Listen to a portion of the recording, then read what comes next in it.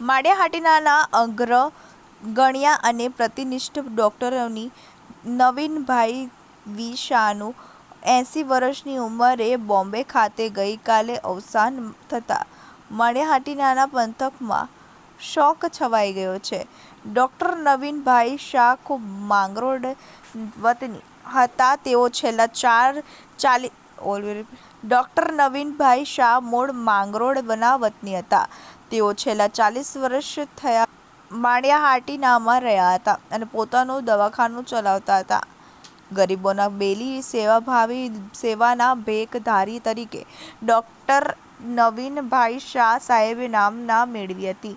સમગ્ર માળિયાહાટીના તાલુકામાં ડૉક્ટર નવીનભાઈ શાહનું નામ સેવાભાવી ડૉક્ટર તરીકે ખૂબ જ પ્રચલિત અને પ્રખ્યાત નામ હતું. ડૉક્ટર નવીનભાઈ શાહ અને સાહેબને શ્રદ્ધાંજલિ આપવા માટે સાંજે 6 વાગે માળિયાહાટીનામાં જૈન ઉપાશ્રય ખાતે સમગ્ર માળિયાહાટીના ગામ દ્વારા એક શ્રદ્ધાંજલિ સભા યોજવામાં આવી હતી. આ શ્રદ્ધાંજલિ સભામાં ગામના તમામ સમાજના આગેવાનો, લોકોએ, ભાઈઓ તથા બહેનોએ હાજરી આપી હતી અને ડૉક્ટર શાહ સાહેબની સેવાને યાદ કરીને શ્રદ્ધાંજલિ આપી હતી. બનેસી ચુડાસમા, TV18 ન્યૂઝ, માળિયાહાટીના.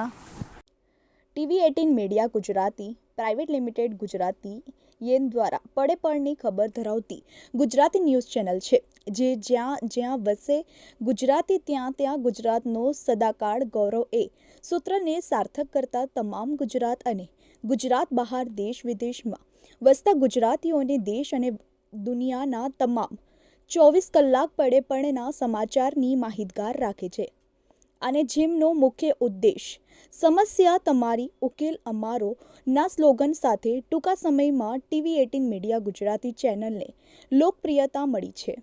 ત્યારે અમારી યુટ્યુબ ચેનલના માધ્યમ દ્વારા પ્રવૃત્તિ, રાજકારણ, ક્રાઇમ, વિશેષ સાહિત્ય, રસોઈ, કળા, ખેલ જગત, મનોરંજન, જ્યોતિષ, પંચાંગ, ફિલ્મી જગત તેમજ દરેક ધર્મની જ્યોત ફેલાવતી ભક્તિસાગર ગુજરાત અને દેશ વિદેશના તેમજ સ્પેશિયલ એપિસોડના લાઈવ અપડેટ્સ સાથે સતત આપની સાથે રહે છે.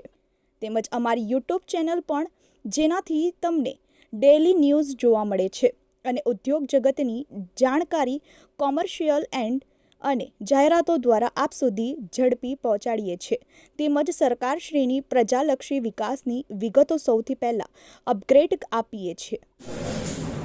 માળિયાહાટીનામાં મેડિકલ ઓફિસર તરીકે પ્રારંભથી દાખલ થયેલા અને વર્ષો સુધી મેડિકલ ઓફિસર તરીકે સેવા આપી, ત્યારબાદ મેડિકલ ઓફિસર તરીકે રિઝાઇન આપીને પણ વર્ષો સુધી અહીંયા જે સેવાઓ આપી છે અને અવિરત સેવા, જેને કહી શકાય મૂક સેવા, વગર વિનામૂલ્યની સેવા કહી શકાય એવી તેને માળિયાના લોકોને ખૂબ સારું કાર્યક્રમ આપ્યો, સારો એને આરોગ્ય જળવાય એવો પ્રયત્ન કર્યા અને એ પછી અહીંથી એમને બોમ્બે જવાની ફરજ પડી અને બોમ્બે ગયા. ત્યાં પણ ઘણા વર્ષો ત્યાં ગયા પછી પણ ગઈકાલે તેમનું મૃત્યુ થયું અને એનાથી આ વિસ્તારના લોકોનો ખૂબ આઘાત અને દુઃખની લાગણી અનુભવી. જેના માટે આજે શ્રદ્ધાંજલિનો કાર્યક્રમ સર્વ જ્ઞાતિઓનો માળિયા સ્થાનક પછી જૈન સંઘમાં રાખેલ હતો, જેમાં વિશાળ સંખ્યામાં લોકોએ હાજરી આપી. એના પરિવારનું કોઈ સભ્ય નહોતું, બધાના હૃદયના ભાવથી દુઃખ વ્યક્ત કરવા માટે રહ્યા અને આજે બધાએ એને શ્રદ્ધાંજલિ આપી છે. એ આત્માને શાંતિ મળે, જે કુટુંબ ઉપર, પરિવાર ઉપર દુઃખ આવ્યું છે, દુઃખ વહન કરવાની ઈશ્વર શક્તિ આપે એવી પ્રાર્થના સર્વે કરી.